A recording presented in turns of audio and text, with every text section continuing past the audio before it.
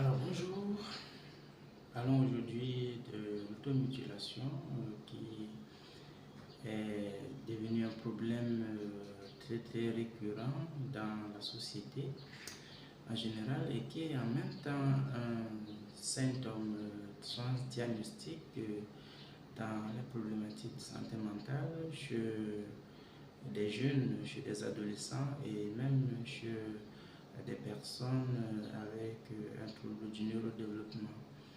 Donc, dans cette vidéo, nous allons essayer d'éclaircir un peu c'est quoi cette problématique d'automutilation et comment est-ce que on peut identifier, comment est-ce qu'on peut probablement accompagner. Voilà. Donc l'automutilation, comme son nom l'indique, c'est le fait pour une personne de se donner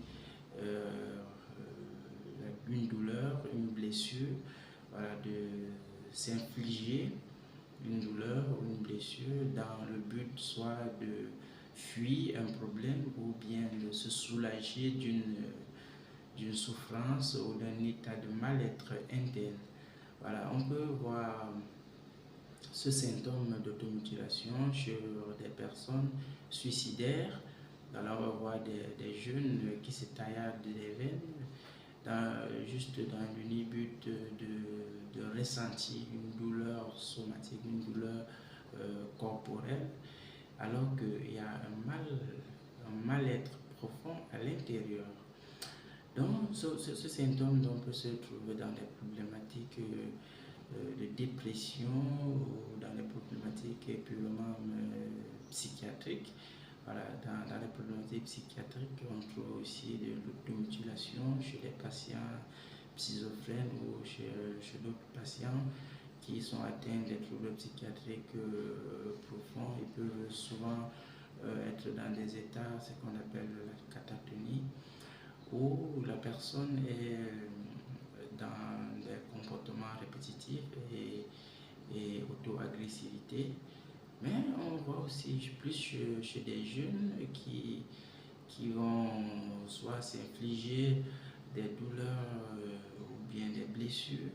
Les autres vont aller jusqu'à faire des tatouages à partir de la lame de rasoir. Donc ils se dessinent soit des choses sur le corps. C'est une souffrance qui est infligée. Et on va voir d'autres formes d'automutilation qui vont prendre qui est plus visible chez les femmes.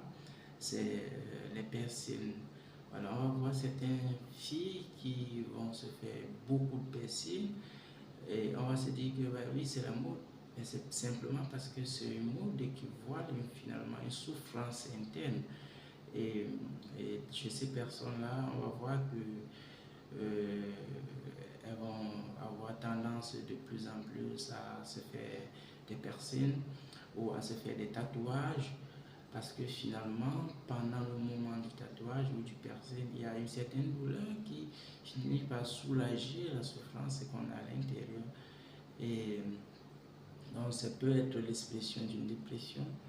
Et voilà, on a aussi sur des personnes qui sont atteintes d'un trouble du neurodéveloppemental, comme par exemple l'autisme. Dans l'autisme, par exemple, on va voir facilement des enfants ou des adolescents autistes qui s'automutilent, qui ont aussi des comportements qu'on appelle les comportements stéréotypés. Voilà, qui vont finalement soit se mordre, soit se cogner le front, soit se cogner la tête sur un mur, soit pour gérer le stress, leurs émotions. Donc dans ce cas-là, c'est un peu comme une solution à un problème, comme dans tous les cas d'ailleurs, comme dans le cas des adolescents aussi.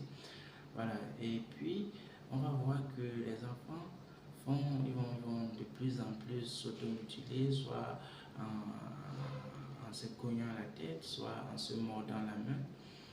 Tout ça, c'est parce qu'ils sont dans un état d'inconfort. Donc, l'automutilation, peu importe la personne chez qui ça s'exprime, un signe de souffrance. Il faut être très attentif avec nos enfants, nos adolescents.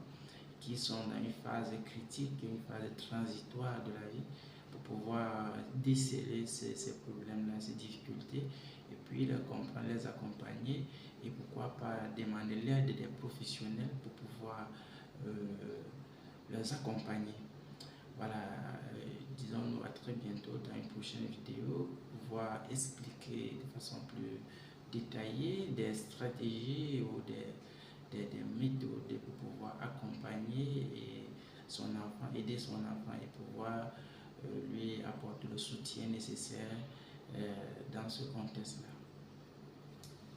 D'ici là, prenez soin de vous.